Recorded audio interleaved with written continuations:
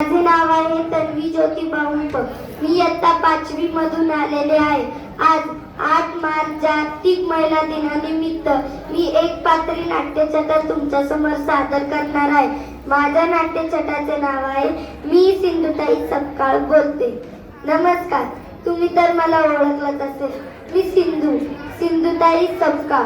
माझा जन्म 14 नोव्हेंबर 1947 ला वर्धा जिल्ह्यातील पिंपरीपेठ या गावामध्ये झाला. माझा जन्म अत्यंत गरीब घरात झाला होता. लहानपणीच कौटुंबिक जबाबदाऱ्या आणि बालपणीच विवाह.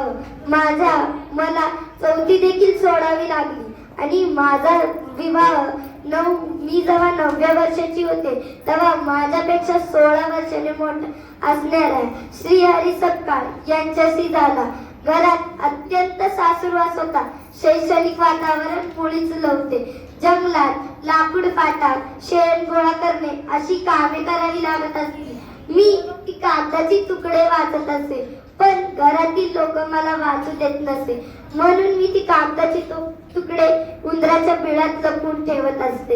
एके दिवशी काही काळात मी गर्भवती राहिली आणि त्याच काळात मी दमबाजी आणि जमीनदार व बंड पुकारला आणि तो यशस्वी झाला. दमबाजी याने रागापोटी माझ्या पोटातील बाळ हे त्याचे असल्याचे सांगितले. अख्ख्या गावात त्यांनी सांगितलं आणि हे माझ्या पतींना कळल्यास त्यांनी मला मारला आणि गाईच्या गोठ्यात टाकून दिले. तिथेच मी बाळातीन झाली. त्या गाईनं माझं बाळातपण केलं. तर माझ्या नवऱ्याला वाटलं मी मेली म्हणून तो तिथून निघून गेला. पण मी बेहोश होती व थोड्या वेळाने मला जाग आली. मी तिकडून उठून निघून गेली. रोज मी भीक मागून आपलं दिवस काढत होते. एक दिवशी मला भीकच भेटली नाही. इकडे तिकडे शोधली काही भेटेल का मला खायला, पण काहीच भेटलं नाही. माणसाची भीती वाटत होती म्हणून कुठं झोपावं कुठं नाही असं काही कळतच नव्हतं. शेवटी त्या स्मशानापाशी मला तिथे एक मैत जाताना दिसली. मी त्यांच्या मागोमाग गेली.